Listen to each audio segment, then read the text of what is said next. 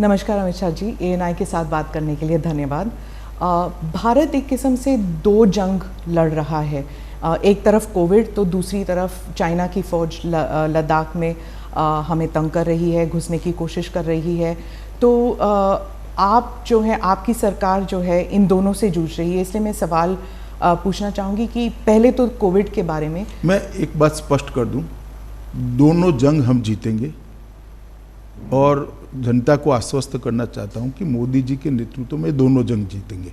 परंतु आज मैं सिर्फ कोविड और विशेषकर दिल्ली की कोविड की परिस्थिति के लिए बात करने के लिए आपके सामने हूं, क्योंकि विगत 2 सप्ताह में दिल्ली में बहुत सारे कदम उठाए गए हैं, कोऑर्डिनेशन भी बढ़ा है और धीरे धीरे स्थिति को हम सुधारने का प्रयास कर रहे हैं। मगर कुछ चीज़ें ऐसी हैं जो दिल्ली की जनता से साझा करना जरूरी है और जागरूकता की दृष्टि से भी ये जरूरी है और उनको जो करना है उसके लिए भी जरूरी। इसलिए आज विशेषकर दिल्ली के कोरोना वायरस की स्थिति पर, संक्रमण के फैलने की स्थिति पर और देश के कोरोना वायरस संक्रमण पर ही बात करेंगे, एक लिमिटेड सब्जेक्ट पर बात करेंगे। जी, दिल्ली के बारे में आप कह रहे थे तो मैं दिल्ली से ही सवाल करती हूँ कि दिल्ली की तुलना जो है वो वुहान से की जा रही है कि बेड नहीं है, टेस्टिंग नहीं है और जनता में एक रोष भी है, घबराहट भी है कि जो हॉस्पिटल्स हैं वो मना कर रहे हैं कुछ लोगों को लेने के लिए और अगर अंदर ले भी रहे हैं तो उनकी फीस बहुत ज़्यादा है। तो इसको निपटने के लिए क्या किया जा रहा है? देखिए, मैं थोड़े चरणबद्ध आपके सभी सवालों के जवाब दूंगा, मगर पहले मैं एक स्थिति स्पष्ट कर दूं कि लगभग जून के दूसरे सप्ताह में दिल्ली के उप मुख्यमंत्री मनीष सिसोदिया का एक बयान आया। सिसोदिया जी ने बताया कि भाई 31 जुलाई को दिल्ली में 5.5 लाख तक कोरोना के संक्रमित हो जाएंगे, ना जगह बचेगी ना बेड बचेंगे और एक प्रकार से स्थिति खराब होगी। इससे दिल्ली की जनता में बहुत सारा भय हुआ। उनका अनुमान जो था वो आंकड़ों के आधार पर थे, मैं वो अनुमान सच गलत उसमें जाना नहीं चाहता, परंतु एक भय की स्थिति पैदा हुई और कई लोग पलायन की भी सोचने लगे। एक दूसरा निर्णय आ गया कि दिल्ली के बाहर की व्यक्तियों को दिल्ली में इलाज नहीं कराया जाएगा। अब मैं आपको बताना चाहता हूं, मैं भी दिल्ली के बाहर का हूं, मैं भला कहाँ जाऊंगा अगर मुझे कुछ होता है तो। दिल्ली देश की राजधानी है, बहुत सारे राज्य के लोग यहाँ पर रहते आते हैं जाते हैं। आसपास के राज्यों से जैसे उत्तराखंड से, उत्तर प्रदेश से, हरियाणा से, राजस्थान से ढेर सारे लोग यहाँ बसते हैं। ऐसा करना संभव नहीं था, तो वो निर्णय को केंद्र सरकार ने बदला और ये तय कर दिया कि हर एक व्यक्ति का इलाज हर एक अस्पताल में होगा। और उसके बाद में मैंने 14 तारीख को एक कोऑर्डिनेशन की मीटिंग बुलाई और जो आप बात कर रहे हैं वो सारे फैसले कोऑर्डिनेशन की मीटिंग में हमने करे। ये कोऑर्डिनेशन की मीटिंग बुलाने की जरूरत इसलिए पड़ी कि दिल्ली का जो एडमिनिस्ट्रेटिव खाका है इसमें 3, जहाँ तक कोरोना का सवाल है, 3 एडमिनिस्ट्रेटिव रोल 3 संस्थानों का आता है। तो दिल्ली सरकार स्वतः, दूसरा MCD 3 म्यूनिसिपल कॉरपोरेशंस और तीसरा भारत सरकार। तो ये तीनों के बीच में कोऑर्डिनेशन होना जरूरी था। तो वो मीटिंग का मुख्य उद्देश्य था देश और दुनिया के कोरोना के खिलाफ की लड़ाई की बहुत सारी इंफॉर्मेशन भारत सरकार के तज्ञों के पास थी। जैसे डॉक्टर पॉल है, नीति आयोग के मेंबर हैं, हमारे डॉक्टर भार्गव हैं, ICMR के हैं और एम्स के डायरेक्टर गुलेरिया जी हैं। ये तीनों के पास पूरे देश भर की स्थिति और दुनिया भर की लेटेस्ट स्थिति की जानकारी थी। भारत सरकार काफ़ी कुछ मदद भी कर सकती है। दिल्ली सरकार का स्वास्थ्य विभाग और दिल्ली सरकार का मेन रोल है ही है और अस्पताल बहुत सारे MCD के हैं, नीचे के कर्मचारियों की संख्या भी MCD की ज़्यादा है। तो एक व्यापक अभियान कोरोना के खिलाफ चलाना है तो तीनों ने मिलजुल कर काम करना पड़ेगा। तो मैंने मीटिंग बुलाई, इसमें दिल्ली के मुख्यमंत्री जी भी आए, उप मुख्यमंत्री जी भी आए, भारत सरकार के स्वास्थ्य मंत्री भी थे, ये तीनों डॉक्टर भी थे और बाद में MCD के मेयरों के साथ भी मीटिंग की। इसमें हमने बहुत सारे निर्णय लिए और आज मैं कह सकता हूँ विश्वास के साथ कि 5.5 लाख वाली स्थिति 31 जुलाई तक नहीं आएगी। पर ये क्राइसिस तक क्यों आया? क्योंकि अगर कोऑर्डिनेशन थी तो 14 जून वाली मीटिंग की क्या ज़रूरत थी? क्या पता नहीं था कि ये होने वाला है ऐसे? देखिए, आमतौर पर दिल्ली सरकार की जिम्मेदारी है कोऑर्डिनेशन करने की और व्यवस्थाओं को ठीक करने की। मगर जब मनीष जी का बयान आया तब मुझे लगा कि अब भारत सरकार को प्रेक्षक नहीं बनाना चाहिए। मोदी सरकार की पूरे देश की जवाबदारी, प्रधानमंत्री जी की पूरे देश की जवाबदारी। प्रधानमंत्री जी ने भी मुझे कहा कि भाई गृह मंत्रालय ने इसमें इनिशिएटिव लेकर आगे बढ़ना चाहिए, दिल्ली सरकार को मदद करना चाहिए। आज भी मैं स्पष्ट कर रहा हूँ, दिल्ली सरकार को हम मदद कर रहे हैं, परंतु कोऑर्डिनेशन जब तक नहीं होता, इसलिए भारत सरकार ने इसमें कोऑर्डिनेशन की दृष्टि से हस्तक्षेप तो नहीं कह सकते, मगर एक मीटिंग बुलाकर काम करना शुरू किया। इसमें जो कमियां हमारे ध्यान पर आई, व्यापक चर्चा के कुछ दिल्ली सरकार ने भी मुद्दे रखे, कुछ जो एक्सपर्ट्स थे उन्होंने रखे, कुछ एमसीडी के मेयरों ने रखे, क्योंकि दूसरे ही दिन मैंने मेयरों के साथ भी मीटिंग की, ऑल पार्टी लीडर्स के साथ भी मीटिंग की, और सबके जो सुझाव है इसके आधार पर हमने बहुत सारे निर्णय करे। सबसे पहला निर्णय करा कि 30 जून तक कंटेनमेंट जोन के हर घर का सर्वे हो जाएगा। इसमें हल्का सा भी लक्षण है जिसमें कोरोना का खांसी भी है, जुकाम है, बुखार है, कुछ भी है, सर दर्द है, सूंघने की क्षमता चली जाएगी है, टेस्ट चला गया है, ये सारे लोगों की सूची तैयार करी और हमने मास लेवल पर टेस्टिंग बढ़ाया। पहले मैं बाद में टेस्टिंग पर आऊँगा, मगर मास लेवल पर टेस्टिंग बढ़ाया और मुझे भरोसा है कि ये 30 तारीख तक हम पूरा कंटेनमेंट जोन का टेस्टिंग कर देंगे और बाद में 21 जुलाई को तय किया कि पूरे दिल्ली का हाउस टू हाउस सर्वे करेंगे, जिसको थोड़ा सा भी कोरोना का भय हो उसका टेस्टिंग किया जाए और कम से कम उसको आइसोलेशन में डालने से वो फैलाए नहीं। ताज्जुब तो इस बात की हो रही थी कि आप होम मिनिस्टर हैं, गृह मंत्री हैं, तो गृह मंत्री होने के नाते आपको हर स्टेट, हर राज्य को देखना है, गुजरात हो, महाराष्ट्र हो, लेकिन दिल्ली में ऐसी क्या केओस वाली सिचुएशन आ गई। और इंग्लिश में एक कहावत है, too many cooks spoil the broth, कि एक तरफ चीफ मिनिस्टर हैं, एक तरफ लेफ्टिनेंट गवर्नर हैं, उस पर आप भी आ गए हैं, तो इसमें तालमेल अब बढ़ा है। जरा भी कोई खींचातानी नहीं है, बिल्कुल मैं आपको आंकड़ों के आधार पर बता सकता हूं कि परिस्थिति कंट्रोल में। दिल्ली सरकार ने हमें कहा था कि भाई एम्बुलेंस बढ़ानी है, ऑक्सीजन सिलेंडर बना रहे हैं, वेंटिलेटर बना रहे हैं। हमने 500 ऑक्सीजन सिलेंडर इमीडिएटली दे दिए, 10,000 के करीब ऑक्सीनोमीटर दे दिए, 440 वेंटिलेटर दे दिए हैं, और भी ज़रूरत पड़ेगी तब देते जाएंगे। और एम्बुलेंस के लिए भी दिल्ली सरकार को अधिकृत किया गया है कि वो ओला, उबर और ऐसी कंपनियों के साथ मिलकर एम्बुलेंस की व्यवस्था करें, और ये अच्छे से चल रहा है। सबसे आपको ताज्जुब होगा, सबसे बड़ी खराब परिस्थिति डेड बॉडीज की थी। लगभग 400 से ज़्यादा, 350 से ज़्यादा डेड बॉडीज संस्कार बगैर के पड़े रहे थे। हमने तय किया था कि 2 दिन के अंदर सभी डेड बॉडीज का अंतिम संस्कार कर दिया जाएगा अपने अपने धर्म के हिसाब से, और आज एक भी डेड बॉडी पेंडिंग नहीं है। और जिनका दुर्भाग्य से मृत्यु होता है उसका हमने तुरंत ही उसी दिन शाम तक संस्कार हो जाए ऐसी व्यवस्था करी है और अच्छे से चल रही है। इसमें एमसीडी का बहुत बड़ा रोल है, दिल्ली सरकार का भी रोल है। दूसरी बहुत सारी कंप्लेंट्स आ रही थी स्मिता जी की, अस्पतालों की स्थिति ठीक नहीं, उनको गाइडेंस चाहिए, तो एम्स के टेलीफोनिक गाइडेंस की हमने व्यवस्था कर दी। अस्पताल से कोई भी व्यक्ति वो डेडिकेटेड नंबर पर फ़ोन करता है तो एम्स के विशेषज्ञ वहाँ उपस्थित होते हैं, वो पेशेंट की हालत को टेलीफोनिकली जानकर वो डॉक्टर जो दिल्ली सरकार के अस्पताल का है इसको गाइड करते हैं और तुरंत ही सर्वश्रेष्ठ इलाज की दिशा में उसको हम आगे बढ़ाते हैं। और 3 टीमों का गठन कर दिया जिसमें दिल्ली सरकार के भी डॉक्टर थे, भारत सरकार के भी, एम्स के भी डॉक्टर थे और आईसीएमआर के भी विशेषज्ञ थे। उन्होंने सभी अस्पतालों का निरीक्षण कर स्थान पर जाकर जो कमियां थी उसको दूर करने के लिए कदम उठा लिए। आप कल्पना कर सकती है, हर वार्ड का सर्वे, हर वार्ड की सिस्टम को हमने ठीक करने का काम किया है और इसके लिए मानव संसाधन भी बढ़ाए हैं और कर्मचारियों को वित्तीय प्रोत्साहन देने के लिए भी दिल्ली सरकार ने अच्छा कदम उठाया है। मानव संसाधन की बात चल रही है तो क्या ये अभी जैसे आपने 10,000 बेड्स का खोला है, 5,000 बेड्स, इन सब के लिए वेंटिलेटर्स और नर्सिंग स्टाफ, डॉक्टर्स, ये सब उपलब्ध हैं कि इनके लिए एडवर्टाइजिंग तो हमने देखे नहीं है, तो कहाँ से आएंगे इन? देखिए ऐसा है, हमने स्टाफ मैं बताता हूँ आपको कहाँ से आएंगे।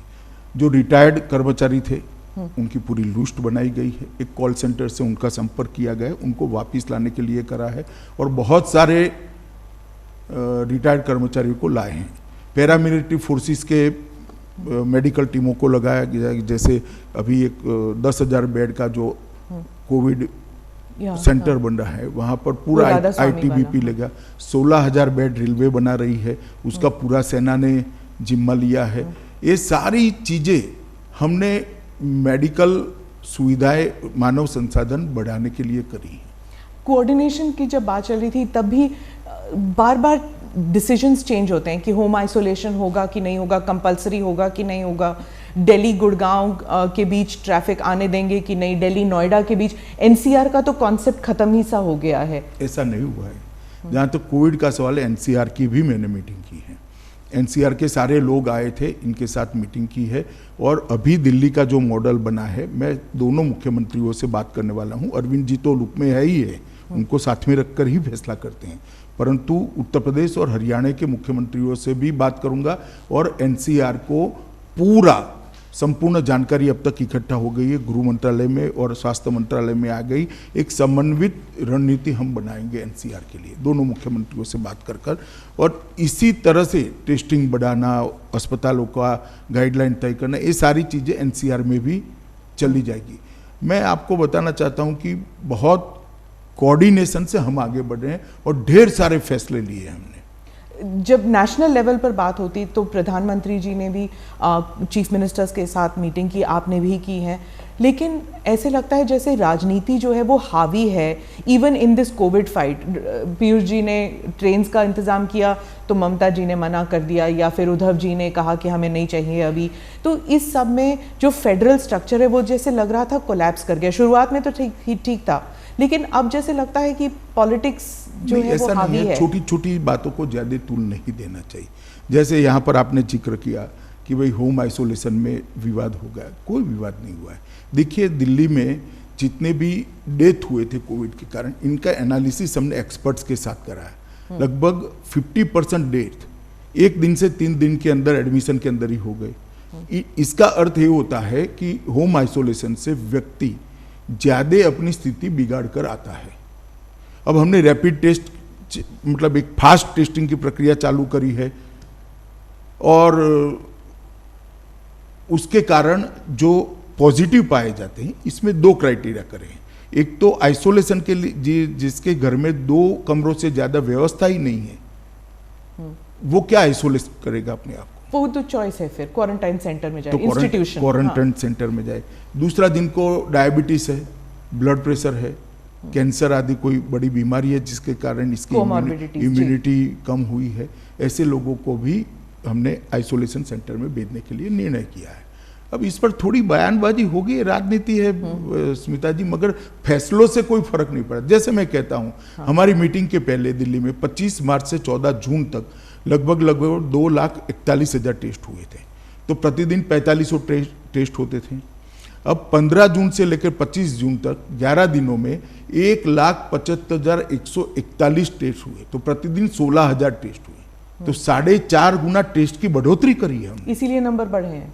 नंबर तो प्रारंभिक बढ़ेंगे, मगर वो फैलने की गति भी कम हो जाएगी। मैं ये स्पष्टता करना, कॉन्टैक्ट ट्रेसिंग भी हो रहा है, तो मैं ये स्पष्टता करना चाहता हूं कि अभी मानो 3,000 तक नंबर एक दिन 4900 4,800 तक गया, मगर अब 3,400 3,200 आता है। ये इसलिए आता है कि पहले 4500 की जगह 16,000 टेस्ट हो रहे हैं, तो नंबर थोड़ा बढ़ेगा, मगर ये जो 3,400 लोग आइडेंटिफाई हो गए, इनके आइसोलेशन के कारण वो फैलाएंगे नहीं। वो जिन जिन को मिले हैं, इनके भी हम दूसरे दिन टेस्ट कर रहे हैं। ये पूरी व्यवस्था नीचे तक, वार्ड तक, घर तक करने की व्यवस्था दिल्ली सरकार, भारत सरकार और एमसीडी ने मिलकर करी है। इसके कारण गति निश्चित रूप से कम होगी और ये छोटा मोटा इधर उधर चलता है। देखिए राजनीति में सब लोग अपना अपना नहीं, पर हो ना ना, मतलब एक गृह मंत्री होने के नाते आपको हॉस्पिटल जाना पड़ा, मतलब LNJP हॉस्पिटल, ये it was like a shocking visual कि आप LNJP हॉस्पिटल जहाँ पे इतने सारे कोविड पेशेंट्स थे, आप वहाँ पे चले गए, तो सिचुएशन ऐसा लगता है पैनिक से। इससे स्वास्थ्य कर्मचारियों का हौसला अफजाई भी हुआ है, जनता का भी विश्वास बढ़ा है और इसके बाद हमने कुछ फैसले लिए, जैसे हर वार्ड में CCTV लगाया, तो अब हमें बाहर बैठकर मालूम पड़ता है कि स्टाफ है कि नहीं, चेकिंग ढंग से होती है या नहीं होती है, इनको खाना पीना ढंग से मिलता है नहीं मिलता है। और जब रसोई बंद हो जाती थी वहाँ पर, कोई रसोई खाना बनाने वाला कर्मचारी ही अगर संक्रमित हो गया तो बंद हो जाता था, तो हमने एक वैकल्पिक व्यवस्था करी जिससे वैन से आते हैं। मैं वहाँ परिचारिकाओं को भी मिला, अपने नर्सिस बहनों को भी मिला, उनकी दिमागी मतलब लड़ रही है बहादुरी के साथ, फिर भी वो अपने आप को अकेला महसूस करती थी। तो साइको सोशल काउंसलिंग की भी शुरुआत हमने की। इसके कारण एक इनका भी हौसला बढ़ा है। डॉक्टरों के साथ बात करने से जमीनी दिक्कतें भी काम में आई और ये सारों को एम्स के डायरेक्टर भी मेरे साथ थे, ICMR के अध्यक्ष भी मेरे साथ थे। इस सब ने इसको अपनी टीमें जो विजिट में गई, ये सारी चीज़ें हर अस्पताल की चेक कर कर उसी मॉडल पर उसको सुधारने का हमने काम किया। एक बाहर बोर्ड लगा दिया गया, इलेक्ट्रॉनिक डिस्प्ले और बेड का रियल टाइम स्टेटस हर घंटे वहाँ होता है, जिससे कोई मरीज को न बोल सके। इस प्रकार की काफी व्यवस्था करी। ये सब इंफॉर्मेशन जो है, ये देखिए पहले होता था कि प्रेस कॉन्फ्रेंसेस होती थी, GOMs होती थी, GOM के बाद मिनिस्टर्स जो थे वो बता देते थे ये सब इंफॉर्मेशन, पर अब वो प्रेस कॉन्फ्रेंस कम और लगभग ना के बराबर है। 2 हफ्ते में 2 या 3 सिर्फ इंफॉर्मेशन वेबसाइट पे डाला जाता है। जैसे आपने अभी बताया कि ये सब हो रहा है, ये सब इंफॉर्मेशन लोगों के पास नहीं था अभी तक। इसीलिए तो स्मिता जी मैं आपके सामने बैठा हूँ। सर, दिल्ली सरकार ने कहा है कि अनऑफिशियली कह रहे हैं कि कम्युनिटी ट्रांसमिशन दिल्ली में हो चुकी है, लेकिन ये जो है ये ऑफिशियली सिर्फ सेंट्रल गवर्नमेंट कह सकती है। तो क्या ये सही है कि दिल्ली में कम्युनिटी ट्रांसमिशन हो चुका है कोविड का? देखिए, मैं कुछ भी छिपाना नहीं चाहता और छिपाने से आगे का रास्ता भी संकरा होता है, खुलता नहीं है। मैंने इसकी 3 सबसे सीनियर अफसरों से बात करी है, डॉक्टर पॉल, ICMR के अध्यक्ष डॉक्टर भार्गव और डॉक्टर गुडेरिया से। अभी ये स्थिति दिल्ली में नहीं आई है। ऐसी स्थिति इसलिए दिखाई देती थी क्योंकि करे हुए टेस्टों में 30% पॉजिटिव आते थे, मगर वो इसलिए आते थे कि आप अंतिम समय में ही टेस्ट में ले जाते थे। अब जब हम 20,000 टेस्ट करने लगे तो ये स्थिति नहीं है। आप मेरी बात समझ रही हैं? जी जी। और जरा भी, और मैंने इसकी टेक्निकल चर्चा भी की है और किसको कहा जाएगा ये भी चर्चा करिए। आज दिल्ली में ऐसी स्थिति नहीं है, घबराने की जरूरत नहीं है। अगर आप ओवरऑल देखें 3 महीने में, तो जो पहले जो क्रिटिसिज्म चल रही थी इंडिया के खिलाफ कि हमने श्रमिकों का देखा नहीं है और जिस तरह उनकी ट्रीटमेंट हुई थी, उनके लिए कोई व्यवस्था ही नहीं थी वापस जाने के लिए। उसके बाद अब गरीब कल्याण योजना, गरीब रोजगार योजना जो है मनरेगा के तहत, क्या उनके लिए अब जो किया जा रहा है वो काफ़ी है? देखिए, मैं आपको एक बात बता देता हूँ। इस समस्या में मुझे लगता है कि ढंग से सरकार के प्रयासों को मीडिया ने बताया नहीं है। जिस दिन से लॉकडाउन हुआ उसी दिन से मैंने भी और प्रधानमंत्री जी ने सभी मुख्यमंत्रियों से व्यक्तिगत बात करी थी कि श्रमिकों के लिए आप रहने की, खाने की व्यवस्था करिए, इंडस्ट्रीज बंद हो जाएगी। सभी राज्यों ने व्यवस्था की, लगभग 2.5 करोड़ लोगों के भोजन की व्यवस्था की गई। पैसे का सवाल आया, प्रधानमंत्री जी ने तुरंत निर्देश दिया, 11,000 करोड़ रुपया गृह मंत्रालय से NDRF का अकाउंट में सभी राज्यों को प्रो रेटा ट्रांसफर कर दिया गया वहां के श्रमिकों की स्थिति को देखते हुए। उसके बाद जब जहां जाना था वो राज्यों में व्यवस्था ठीक हो गई, अस्पताल शुरू हो गए, ढंग से इसके लिए तैयार किए गए, क्वारंटाइन सेंटर बन गए। इसके बाद श्रमिक दिन के दिन ही, मजदूर दिन के दिन ही प्रधानमंत्री जी ने श्रमिक स्पेशल ट्रेन चलाने का फैसला दिया और लगभग 4,594 ट्रेन अब तक गई है। 63 लाख श्रमिक, 63 लाख श्रमिक जो दूर के विस्तार में है वो ट्रेनों के माध्यम से सफलतापूर्वक गए हैं। 42 लाख के आसपास श्रमिक आसपास के, जैसे गुजरात से राजस्थान है, महाराष्ट्र से गुजरात है, आंध्र से तेलंगाना है, केरल से तमिलनाडु है, इस प्रकार के श्रमिक जो थे, जो पड़ोसी राज्य के थे, वो बसों के माध्यम से पहुंचा गए। ये बात ठीक है कि कुछ दृश्य ऐसे हुए हैं जो हर व्यक्ति को दुख पहुंचाए, इसका हमें भी दुख है। धैर्य जब खो देता है व्यक्ति तो पैदल निकल गया। उसके लिए भी प्रधानमंत्री जी ने सभी मुख्यमंत्रियों को सूचना दी, मुझे भी सूचना दी। मैंने सभी मुख्यमंत्रियों से बात करी कि आप रोड पर एसटी बस चलाएं, उनको एक रेलवे स्टेशन पर ले जाए और रेलवे वहां से ले जाएगा। तो मैं मानता हूं लगभग सभी चीजों को मिल मिलाकर 1,20,00,000 लोगों को देश के एक कोने से दूसरे कोने में पहुंचाने का काम किया है। हर राज्य ने, विशेषकर यूपी ने, बिहार ने, उड़ीसा ने, जहां श्रमिक ज्यादा ही जाने थे, झारखंड भी, ये सभी राज्यों ने क्वारंटाइन सेंटर बनाए। बस स्टेशन, रेलवे स्टेशन पर उतरने के बाद राज्य की एसटी बसों से उनको पहुंचाया गया क्वारंटाइन सेंटर में। क्वारंटाइन सेंटर में 14 दिन रखा गया। निकलने के बाद किसी राज्य ने 1,000 रुपया, किसी राज्य ने 2,000 रुपया उनको दिया है घर पहुंचने के नहीं, घर तो पहुंचाया, बसों से एक्स्ट्रा दिया है, एक किट दी है और खाने पीने का इंतजाम करा है। अब वो सारे श्रमिक अपने गांवों में अच्छे तरीके से सेट हुए। जहां तक रोजगारी का सवाल है, प्रधानमंत्री जी ने रोजगारी के लिए अभी ही एक स्कीम लॉन्च की है और कल यूपी में कार्यक्रम हुआ, उसके 2 दिन पहले बिहार में कार्यक्रम। उन लोगों को रोजगारी देने की प्रयास हो रहा है। मनरेगा के दिन भी बढ़ाए गए हैं, वेतन भी मनरेगा का बढ़ाया गया है और एक अस्थायी परिस्थिति है। इसके बाद में सभी श्रमिक अच्छी परिस्थिति होते ही अपने अपने, जहां उनका नौकरी, परमानेंट नौकरी था, काम करते थे, वहां जाना जरूर चाहेंगे। जो चाहेंगे उनको भेजने की भी व्यवस्था है। ट्रेन चालू हो गई है, काफी सारे लोग अभी जा भी रहे हैं। मगर भारत सरकार ने एक विशेष ड्राइव चलाकर उनको अभी, जब तक कोरोना है तब तक, और कुछ जगह पे ये परमानेंट भी व्यवस्था हो जाएगी, इसके चलते वहीं पर उनको रोजगारी मिले, इसका एक अभियान चला है। तो मैं मानता हूं कि बहुत ढंग से इसको हमने एड्रेस किया है। राहुल गांधी जो है वो उन्होंने शुरू से ही कहा कि या तो ना तो श्रमिक के मामले में, ना फिर अब कोविड से जो मुकाबला हो रहा है, इसमें मोदी सरकार जो है बिल्कुल ही नाकाम रही है। उन्होंने तो सरेंडर का लफ्ज़ इस्तेमाल किया है आपकी सरकार के खिलाफ कि जीत नहीं सकती आपकी सरकार। कोरोना के खिलाफ भारत सरकार ढंग से लड़ी है।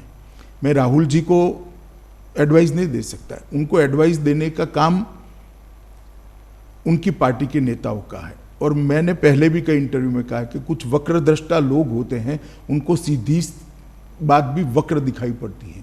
जहां तक कोरोना की लड़ाई का सवाल है, भारत सरकार ने ये लड़ाई ढंग से लड़ी है और विश्व के परिप्रेक्ष्य में कोरोना को देखेंगे तो हमारे आंकड़े बहुत अच्छे हैं, बहुत अच्छे विश्व के परिप्रेक्ष्य के अंदर। और शुरू से देश भर, दुनिया भर में सरकारें कोरोना के खिलाफ लड़ी है। नरेंद्र मोदी जी के नेतृत्व के कारण भारत के अंदर सरकार भी लड़ी है और 130 करोड़ लोग भी लड़े हैं और सब राज्य सरकारें भी लड़ी हैं। और नरेंद्र भाई की नेतृत्व की स्वीकृति का परिणाम है। मैंने आज तक मेरे सार्वजनिक जीवन में और मेरी स्मृति में एक भी घटना ऐसी नहीं है कि एक नेता के कहने पर एक भी पुलिस के बगैर पूरा देश कर्फ्यू में हो, हर घर में घंटी बजाई जाए, हर घर दिया जलाए, देश के करोड़ों लोग कोरोना वॉरियर्स के लड़ाई को, उनके साहस को, उनके बलिदान को एक्नॉलेज करें। और इसी का परिणाम है कि कोविड के कारण प्रति 10 लाख आबादी भारत में 357 लोग संक्रमित है, कल तक का मैं डेटा कह रहा हूं, और विश्व में 1250 है। 1250 और 357 से आप अंदाज लगा सकते हो कि हम रोकने में कितने सफल हुए हैं। कुछ लोग मुझे कहते थे कि अमित भाई मृतदेहों की ट्रकें भरी जाएंगी, मुझे सावध करने के लिए कहते थे। मैं नाम देना नहीं चाहता, मगर उनके मन में भय था। मगर आज भारत सरकार, सभी राज्य सरकारें और मोदी जी के नेतृत्व के कारण विश्व में जब 1250 लोग संक्रमित हैं, हम 357 पर अटके हैं। अमेरिका के पूरा होने दीजिए, बहुत महत्वपूर्ण सवाल है। अमेरिका में 7,569 लोग संक्रमित थे प्रति 10 लाख, ब्रिटेन में 4,537, ब्राजील में 5,802 और रूस में 4,254 लोग संक्रमित थे। और रिकवरी रेट जो मार्च 25 को 7.10 था, अब 55% हुआ है। आज का अखबार देख लीजिए तो 57% हुआ है। तो मैं मानता हूँ ये बहुत अच्छी स्थिति है। और जहाँ तक मृत्यु का सवाल है, जो एक्चुअल आउटकम है लड़ाई का, कि कितना मृत्यु कम कर सकते हो आप, मानव की, मनुष्य की जान कितनी कम जाएगी, इसके भी आंकड़े देख लीजिए। प्रति 10 लाख वैश्विक औसत 63.2 है, 63.2, भारत की 11 है, अमेरिका की 383 है, 383, ब्रिटेन की 637 है, ब्राजील का 259 है, रूस का 60 है। तो मैं मानता हूं भारत जैसे देश ने विकसित देशों के कंपैरिजन में भी ये लड़ाई बहुत अच्छे से लड़ी है। ये बात सही है कि अब कहना है तो कह सकते 11 भी क्यों हुई है, कहना है तो आप कह सकते हो। आप विकसित देश के बारे में कह रहे तो भारत विकासशील देश है और हमारे लिए डेवलपिंग नेशन है, तो हमारे लिए जो है इकोनॉमी को एक to bring it back to normalcy, उसके लिए इंडस्ट्री का फिर से शुरू होना बहुत ज़रूरी है। और जब श्रमिक चले गए हैं तो जो स्मॉल स्केल इंडस्ट्रीज़ हैं वो तो प्रोडक्शन कर ही नहीं पा रहे हैं, तो how is it going to improve, how is the situation? देखिए, श्रमिक चले गए हैं, टेम्पररी बात है, आप पहले मेरी बात समझ कर चलिए, परमानेंट नहीं गए। पर अगस्त तक तो रेलवेज चलेंगे नहीं, तो फिर कैसे आएंगे? रेलवेज आज भी चालू है, रेलवे आज भी देश के 90% रेलवे स्टेशनों को रेलवे ने कनेक्ट कर लिया है। ये बात सही है कि अभी की स्थिति में कोई नहीं चाहेगा कि दूसरे राज्य में जाए, परिवार वाले जाने भी नहीं देंगे कुछ समय, मगर ये वैश्विक स्थिति है। मुझे पूरा भरोसा है कोरोना काल में नरेंद्र मोदी सरकार ने इस समय का उपयोग करते हुए ढेर सारे रिफॉर्म्स किए हैं, चाहे कोयले के क्षेत्र में हो, खदानों के क्षेत्र में हो, चाहे इलेक्ट्रिसिटी के क्षेत्र में हो, इंडस्ट्रियल पॉलिसी के अंदर लचीलापन लाना, बदलाव लाना, बैंकिंग सिस्टम के अंदर बदल लाना हो, ढेर सारे बदलाव किए हैं और कोरोना के बाद की स्थिति को देखते हुए हमने करे। तो मुझे लगता है हमारा बहुत बड़ा एफर्ट्स है जो निश्चित परिणाम लाएगा।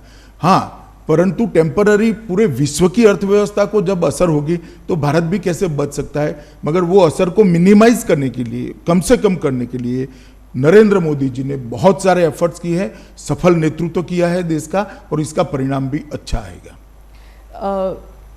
3 या 4 महीने हो चुके हैं, पूरे मुल्क का फोकस जो था वो कोविड पे था और अभी भी है, लेकिन राजनीति बैक सीट नहीं ले सकती। आपने हाल ही में ट्वीट किया था इमरजेंसी को लेकर, जब आपने कहा था कि बोलने के लिए फ्रीडम नहीं है कांग्रेस पार्टी में, और कांग्रेस पार्टी के कुछ लोग कहते हैं तो क्या बीजेपी में है, बीजेपी में भी लोग बोल नहीं सकते हैं, तो क्या आपकी पार्टी में भी डेमोक्रेसी है? आपकी पार्टी में भी जो यंग लीडर्स हैं वो आपको सुझाव देते हैं, कोविड को लेके हो या फिर लद्दाख को लेके हो? क्या आपके जो सीनियर लीडर्स हैं वो वैसे ही ओपन है जैसे कि आप कहते हैं, या फिर कांग्रेस सही है कि आपकी पार्टी में नहीं है? देखिए, ये बहुत, डेमोक्रेसी एक बहुत व्यापक शब्द है। डिसिप्लिन और स्वतंत्रता भी अपने अपने संदर्भ, अपनी जगह रखते हैं। इस सब दायरे से बाहर निकलकर मैं एक बात आपको कहना चाहता हूँ। कांग्रेस पार्टी अगर ये सवाल पूछती है तो मैं थोड़ा आपको सवाल पूछना चाहता हूँ। अडवाणी जी के बाद श्री राजनाथ जी, बाद में श्री नितिन जी, बाद में फिर राजनाथ जी, मैं बना, अब नड्डा जी बने। कोई परिवार का आदमी है क्या? इंदिरा जी के बाद कांग्रेस पार्टी का एक अध्यक्ष बता दीजिए जो गांधी परिवार के बाहर है। क्या डेमोक्रेसी की बात करें? और मैंने कोविड के समय कोई राजनीति नहीं करी। आप मेरे 10 साल के ट्वीट निकाल दीजिए सार्वजनिक बयान, हर 25 जून को मैं बयान देता हूं कि इमरजेंसी एक ऐसी चीज है जिसको देश की जनता ने याद रखना चाहिए, क्योंकि हमारे लोकतंत्र के मूल पर, इसकी नींव पर प्रहार हुआ था। इस देश की जनता ने कभी भूलना नहीं चाहिए। किसी भी राजनीतिक कार्यकर्ता ने, किसी भी नागरिक ने, किसी भी सिटीजन ने इसको नहीं भूलना चाहिए। ऐसे प्रयासों को हमेशा याद रखना चाहिए और इसके खिलाफ जागरूकता भी रखनी चाहिए। और ये कोई एक दल की बात नहीं है, देश के लोकतंत्र पर जो आघात हुआ था इसकी बात है। हर बार प्रसंग के अनुरूप उसकी भाषा बदलती है, इसका टोन बदलता है, परंतु वो ट्वीट मेरा एंटी इमरजेंसी था। जी जी, आप गृह मंत्री है इसलिए मैं आपसे बोलूँगी कि जो पिछले हफ्ते एक हैशटैग जो था वो वायरल हो गया था, जो पाकिस्तान और चाइना के हैंडल्स भी कर रहे थे, सरेंडर मोदी, जो इंडियन पॉलिटिकल हैंडल्स ने शुरू किया था, लेकिन ये सब पाकिस्तान में भी वायरल हो गया। चाइना के ट्विटर हैंडल्स, जो चाइना में ट्विटर है भी नहीं, लेकिन चाइना के सो कॉल्ड ट्विटर हैंडल्स वो भी वायरल कर रहे थे। तो जो एंटी इंडिया प्रोपेगेंडा है उसके लिए क्या हम सक्षम हैं, भारत सक्षम है? पूरी तरह से सक्षम है, मगर दुख तब जो होता है इतने बड़े राजनीतिक दल के पूर्व अध्यक्ष इतने संकट के समय में इतनी ओछी राजनीति करते हैं, तब दुख होता है। इससे कोई फर्क नहीं पड़ता, वो उनके लिए आत्मचिंतन का विषय है। इनके हैशटैग को पाकिस्तान और चीन आगे बढ़ा रहा है, मेरे लिए नहीं है। कांग्रेस पार्टी के लिए चिंता का विषय है कि इनके नेता के हैशटैग को पाकिस्तान और चीन बढ़ावा दे रहा है। आप ऐसी बात करते हो जो पाकिस्तान और चीन पसंद करता है, और ऐसे संकट के समय में जी पार्लियामेंट होनी है, चर्चा करनी है तो आइए करेंगे। 62 से लेकर आज तक 2-2 हाथ हो जाए, कोई नहीं डरता चर्चा से। मगर जब देश के जवान संघर्ष कर रहे हैं, सरकार एक स्टैंड लेकर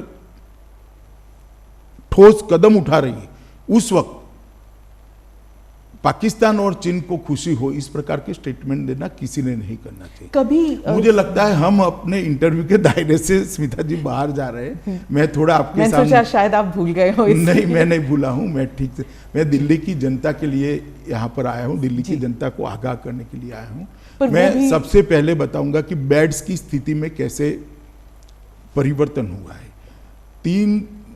14 जून को टोटल 9,937 बेड थे, आज 30,000 बेड की व्यवस्था हो चुकी है। तो अगर सपोज मेरे को कोविड हो तो क्या मैं अगर किसी भी हॉस्पिटल में जाऊं तो मुझे मना किया जाएगा कि पहले नेगेटिव सर्टिफिकेट ले आइए, या फिर आपके पास इंश्योरेंस है कि नहीं, ये सब पूछेंगे, या मुझे भर्ती कर दिया जाएगा? प्राइवेट अस्पतालों के विषय पर मैं बाद में आता हूँ जी। किसी भी कोविड पेशेंट के लिए भारत सरकार, दिल्ली सरकार और म्युनिसिपल कॉरपोरेशन के कोविड के लिए जो रेखांकित किए हैं वो सारे अस्पताल उपलब्ध है, कोई सर्टिफिकेट नहीं मांगा जाएगा। कोविड पॉजिटिव का सर्टिफिकेट मांगा जाएगा, वो तो जरूरी है, क्योंकि आप अगर कोविड पॉजिटिव नहीं है और कोविड अस्पताल में जाओगे तो आपको भी कोविड लग सकता है। तो मैं जो बात कर रहा हूँ कोविड बेड्स की बात करता हूँ। 30 जून तक हमने 30,000 बेड बन जाएंगे। रेलवे कोचिस के अंदर 8,000 बेड बने और 8,000 की तैयारी है, मगर मैं अभी 8,000 ही गिन रहा हूँ। DRDO एक एक्सक्लूसिव कोविड अस्पताल बना रही है जिसमें 250 ICU बेड भी होंगे, विथ वेंटिलेटर होंगे, वो अलग से बने हैं। और 10,000 का ITBP संचालित राधा स्वामी सत्संग न्यास के बड़े कैंपस के अंदर बारिश की सीजन को ध्यान में रखकर हमने बेड बनाए हैं, इसको ITBP संचालित करने वाली। कुल मिलाकर 30,000 बेड है। तो अभी भी जो 9,937 दिल्ली सरकार ने पहले व्यवस्था करी वो भी पूरे भरे नहीं है। तो दिल्ली सरकार ने, ऐसा नहीं है कि व्यवस्था नहीं करी थी, उनके भी खाली ही थे, परंतु हमने आगे अगर स्थिति बिगड़ती है तो क्या होगा इसका एडवांस प्लानिंग किया। अब मैं आता हूं रेट पर। ये फरियाद दिल्ली के काफी लोगों की आती थी कि भाई प्राइवेट अस्पताल मनमाने रेट्स ले रहे हैं। तो मेरी मीटिंग में एक निर्णय लिया गया था कि डॉक्टर पॉल की अध्यक्षता में कुछ डॉक्टरों की कमेटी बनेगी, वो प्राइवेट अस्पतालों को भी सुनेंगे, देश भर की बेस्ट प्रैक्टिसेस को भी कंसीडर करेंगे, और कोविड पेशेंट को ट्रीटमेंट करने के लिए क्या एक्स्ट्रा खर्च लगता है, जैसे PPE किट का खर्च लगता है, कुछ खाना बना, ब्लड टेस्ट, ये वो, और दूसरा कुछ लोगों को ज़्यादा उनको पैसा भी देना पड़ता है रिस्क के कारण, इंश्योरेंस लिया है सबने। तो ये सारे का मिल मिलाकर क्या फर्क पड़ता है, इसको देखकर उनके रेट कंसीडर करने के लिए हमने एक कमेटी बनाई थी। आइसोलेशन बेड के रेट जो 24,000 से 25,000 तक थे पहले, आज दिल्ली के कोई भी अस्पताल में कोविड पॉजिटिव पेशेंट जाएगा तो 8,000 से 10,000 में बेड उपलब्ध कराए। पर वो एडिशनल्स होते हैं ना? नहीं, कोई, सुन लीजिए आप, मैं पूरी बात बताता हूँ, पहले आप मेरा पूरा सुन लीजिए। बिना आईसीयू, बिना वेंटिलेटर का जो आईसीयू है, इसके पहले रेट थे 34,000 से 43,000, एवरेज में कह रहा हूँ। अब 13,000 से 15,000 किया गया है, और आईसीयू वेंटिलेटर के साथ 44,000 से 54,000 का बेड का खर्च था, इसको 15,000 से 18,000 कर दिया गया है। एक, इसके अंदर कोविड के जितने टेस्ट करेंगे इंक्लूड है, वेंटिलेटर पर रखेंगे इसका खर्चा इंक्लूड है, सारी दवाइयाँ इंक्लूड है, और अगर डायबिटीज़ है और आपको आगे की ट्रीटमेंट भी करनी पड़ती है तो ये भी सारा इंक्लूड है। ये पूर्णतः अपने आप में एक सील पैकेज है, आप समझ लीजिए। तो इसको हमने कम कराया है। आज दिल्ली के बहुत सारे अस्पतालों के अंदर, सब अस्पताल जो कोविड के लिए अपने अपनी बताए हैं, वो सारे अस्पतालों के अंदर हमने ये व्यवस्था करी। तो एक तो 10,000 से बढ़ाकर हमने 30,000 बेड करे, रेट को हमने लगभग कई जगह 1/3 कर दिया, कई जगह आधा कर दिया है। तो ढेर सारी व्यवस्थाएं करी है, और 21 जून से फिर से इसका रिव्यू करा, 14 जून की मीटिंग के बाद। अब हम जो पूरा टेस्ट बढ़ा दिए, इसके जो नतीजे आए, इसके आधार पर 26 जून तक नए कंटेनमेंट जोन बनाने थे। कल शाम को कंटेनमेंट जोन 280 नए बना दिए हैं। तो कंटेनमेंट जोन को रीडिफाइन किया गया है, क्योंकि अब टेस्ट ज्यादा करने के बाद स्थिति अलग। पूरी दिल्ली हो जाएगी? पूरी दिल्ली नहीं हुई है, पूरी दिल्ली नहीं। आप इतने सारे केसेस होंगे तो फिर कंटेनमेंट। स्मिता जी, मैं आपको और दिल्ली वालों को आश्वस्त करना, इतने सारे कंटेनमेंट जोन बहुत छोटे छोटे बनाए हैं, परंतु पूरी दिल्ली नहीं होगी, और इस पर जल्दी काबू कर लिया जाएगा। आरोग्य सेतु ऐप और इतिहास ऐप दोनों को इकट्ठा मिलाकर इसके बहुत अच्छे नतीजे आए हैं, जिससे लोग जान पाते हैं कि मेरे आसपास कोई कोविड पेशेंट आता है या नहीं आता है, और इसके बहुत अच्छे नतीजे हमने लिए हैं। और ये जो सारी चीज़ें थी, इसके साथ हमने एनजीओ को भी जोड़ा है। इन्होंने भी अपने आइसोलेशन सेंटर चालू किए हैं, और एनसीसी, एनएसएस और स्काउट और सामाजिक संस्थाओं को भी जोड़ने का काम किया। लगभग 6,000 वॉलंटियर हमें तैयार मिल गए हैं। अब तक एक कन्फ्यूजन था कि जिले की जिम्मेदारी किसकी। म्यूनिसिपल कॉर्पोरेशन अलग करता था, भारत सरकार। दिल्ली की यही प्रॉब्लम तो रही है हमेशा। नहीं, मगर ये मैंने 14 जून को तय कर दिया, परिपत्रित हो गया भारत सरकार की ओर से, कि डिस्ट्रिक्ट मैजिस्ट्रेट ऑफ दिल्ली, इसके तहत एमसीडी भी काम करेगी, भारत सरकार की टीमें भी काम करेगी, दिल्ली सरकार की टीमें भी। तो एक चेन ऑफ कमांड हमने तय किया दे, और जिला स्तर की निगरानी टीमों का गठन भी कर दिया गया। उनका 2 हिस्सों में 1200 लोगों का, 2400 लोगों का प्रशिक्षण एम्स और आईसीएमआर के द्वारा वीडियोग्राफी से। डीएम तो सेंट्रल में आ गया, तो उसका मतलब है कि दिल्ली गवर्नमेंट जो है अब वो कंप्लीटली सेंटर के अंडर काम कर रही है ना। डिस्ट्रिक्ट मैजिस्ट्रेट काम कर रहा है, सेंटर के अंडर नहीं। अभी तो उल्टा है, एमसीडी भी दिल्ली डिस्ट्रिक्ट मैजिस्ट्रेट के अंडर काम कर रही है, और सारी टीमें डिस्ट्रिक्ट, क्योंकि डिस्ट्रिक्ट मैजिस्ट्रेट की एक प्राइमरी रिस्पॉन्सिबिलिटी है। अभी कौन किसके अंडर काम कर रहा है, हम सब मोदी जी के अंडर काम कर रहे हैं, और केजरीवाल जी का भी हमें सहयोग है। मैं इसमें कोई वो छूट-फूट बयान आएंगे यश लेने के लिए, आप इसको क्यों देख रही है। हाँ। और दूसरा एक हमने निर्णय किया सेरोलॉजिकल सर्वे शुरू करने का, वो भी कल से शुरू हो जाएगा, और आज से फिर से बाकी दिल्ली का घर घर जाकर सर्वे करने की हमने एक मुहिम शुरू की है, और कल शाम से ही शुरू किया। इसके अखबार में फोटो भी आए हैं, और मैं दिल्ली की जनता को उसमें काफ़ी सारी इन्फॉर्मेशन जो है वो वॉलंटरी होगा, कि अगर कोई फीवर टेस्ट करवाना चाहता है, रैपिड टेस्ट करवाना चाहता है। तो इतना पूछ रहे हैं कि आपके घर में किसी को फीवर खांसी आया है, नाम लिख लेते हैं, उनका टेस्ट करने की व्यवस्था करिए। दूसरे दिन उनको टेस्ट कराने ले जाते हैं और उनका टेस्ट करते हैं। पॉजिटिव आता है, माइल्ड लक्षण है तो घर में अच्छी सुविधा है तो घर पे रखते हैं आइसोलेशन कर कर। अगर तो ये तो आपका फुल टाइम काम हो गया है। एक सेकंड सुनिए ना, अगर बुखार ज्यादा है, इसके साथ में कोई और बीमारी है, या तो घर छोटा है, तो उसको हम आइसोलेशन सेंटर में ले जाते हैं। और ये पूरी व्यवस्था एकदम सुचारू रूप से हो रही है। हर रोज शाम को मेरे टेबल पर एक रिपोर्ट आती है, मैं प्रधानमंत्री जी को रात को फोन कर कर ब्रीफ करता हूँ, और ये रिपोर्ट दिल्ली के वही तो मैं कह रही हूँ, ऐसे लग रहा है कि गृह मंत्री का सारा काम दिल्ली संभालना हो गया है। नहीं, दिल्ली संभाल नहीं रहा, मैं ऐसे गलत शब्द प्रयोग नहीं करने चाहिए। दिल्ली सरकार भी इसमें साथ में, एमसीडी भी साथ में, मगर जब संक्रमण है और दिल्ली के उप मुख्यमंत्री ने जो स्टेटमेंट किया कि 31/7 तक 5.5 लाख लोग हो जाएंगे, हमारे पास व्यवस्था नहीं रहेगी, ऐसा उन्होंने सार्वजनिक, पैनिक सिचुएशन हो गया था, तो थोड़ा पैनिक हो गया। अब मुझे भरोसा है 31/7 को 5.5 लाख नहीं होंगे। हम अच्छी स्थिति में होंगे, क्योंकि हमने कोरोना होने से पहले उसको रोकने के प्रयास पर जोर दिया है। टेस्ट बढ़ाए हैं, कॉन्टेक्ट ट्रेसिंग चालू की है, कॉन्टेक्ट ट्रेसिंग कर कर कॉन्टेक्ट में जो लोग आए हैं उनका भी टेस्ट करने की प्रक्रिया चालू की है, और उनको भी एक प्रकार से अलग थलग करने की व्यवस्था करी है। तो फैलने का अब बहुत कम हो जाएगा। आप समझे 16,000 टेस्ट रोज होना एवरेज, और कल तो 20,000 करें, आज से भी हम 20-20 हजार तक उसको ले जाने का प्रयास कर रहे हैं। टेस्टिंग का रेट भी जो पहले 5,000 था उसको अब 2,400 रुपया कर दिया है। और दिल्ली सरकार के टेस्टिंग सेंटर पर जो जाएगा इसका फ्री ऑफ कॉस्ट करें, तो 20,000 में से कल जो 20,000 हुआ, इसमें से 18,900 लोगों का टेस्ट फ्री किया गया, फ्री ऑफ कॉस्ट किया गया।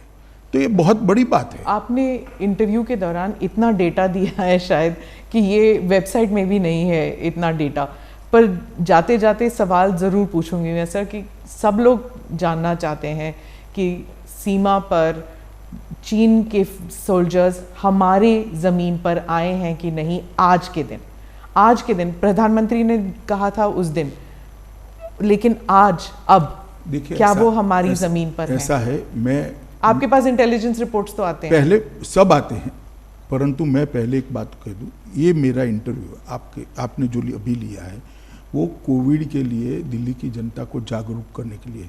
मैं कुछ ऐसा करना नहीं चाहता जिससे मेरी ये मूल उद्देश्य है वो साइड पर हो जाए, टाइटल कुछ और बने और जनता कोविड से डरती रहे।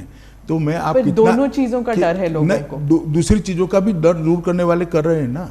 जरूरत पड़ेगी, मेरा रोल होगा तो मैं भी करूंगा, इसके लिए सेपरेट इंटरव्यू देगा। आप सीसीएस में है सर, तो मैं आपका रोल तो है ना? नहीं, रोल है, जरूरत पड़ेगी तो करेंगे।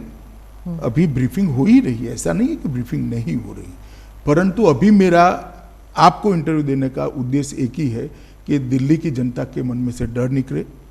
भारत सरकार, दिल्ली सरकार और म्युनिसिपल कॉरपोरेशन तीनों मिलकर अच्छा काम कर रहे हैं, और मुझे भरोसा है कि 31/7 को 5.5 लाख केस नहीं होंगे, हम अच्छी स्थिति में होंगे, बेड की कमी भी नहीं होगी।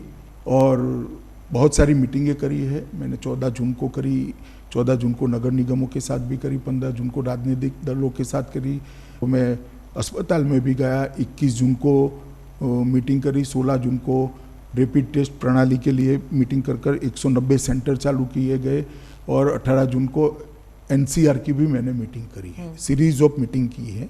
कल से फिर से मैं इसका पूरा रिव्यू करूंगा, आज तक रिव्यू हो रहा है, हर रोज रिपोर्ट आ रहा है। दिल्ली की जनता को मैं आश्वस्त करना चाहता हूं, देश का प्रधानमंत्री आपकी हर चीज़ की चिंता कर रहा है, पल पल की जानकारी उनको मिल रही है, वो सामने से भी इसकी परीक्षा करें। इसलिए कृपया पैनिक में मत आइए, मगर हल्का सा भी लक्षण है तो आप एक बार टेस्ट करा लीजिए। अब टेस्ट करने में कोई देरी नहीं होती, आधे घंटे में टेस्ट का रिपोर्ट आपको मिल जाएगा। और अगर ज़्यादा बुखार है, ज़्यादा जुकाम है, तो कृपया आप आइसोलेशन सेंटर में शिफ्ट हो जाइए।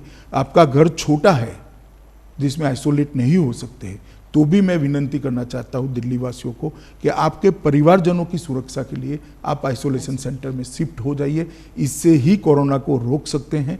और जब आपका पॉजिटिव आए, स्वास्थ्य कर्मचारियों को विगत 5 दिनों में आप किन किन को मिले हैं, सारे लोगों का सूची भी दे दीजिए, जिससे वो लोग उनका कांटेक्ट कर कर इनका भी टेस्ट कर लें।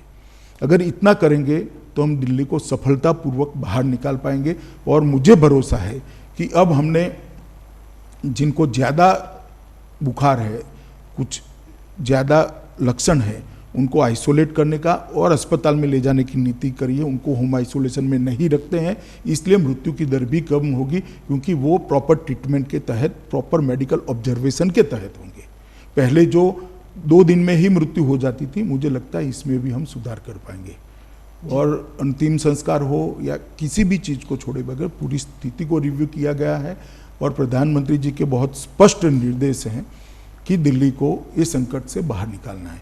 और मुझे भरोसा है दिल्ली सरकार, म्युनिसिपल कॉरपोरेशन, हम सब मिलकर दिल्ली को बाहर कोई निकालेंगे। टाइम फ्रेम रखा है कि टाइम फ्रेम इसका नहीं हो सकता, मगर आप कुछ ही दिनों में इतना देखेंगी कि बढ़ता हुआ कम हुआ है जी। अगर 5.5 लाख होना है तो आज 2.5 लाख होना चाहिए था, हाँ, मगर हम अच्छी स्थिति में हैं और धीरे धीरे कंट्रोल में आएगा। एक सभी कांटेक्ट में आए हुए लोगों का टेस्टिंग होने के बाद भी एक एग्जैक्ट डिजाइन हमारे सामने, एक एग्जैक्ट जिसको कंप्लीट पिक्चर कहते हैं, वो हमारे सामने आ पाएगा। मैंने कभी नहीं सोचा था सर कि एक इंटरव्यू करूंगी जहां पर आप पॉलिटिक्स के बारे में ज्यादा नहीं बात करेंगे। ज्यादा नहीं, जरा भी नहीं करेंगे। धन्यवाद। धन्यवाद।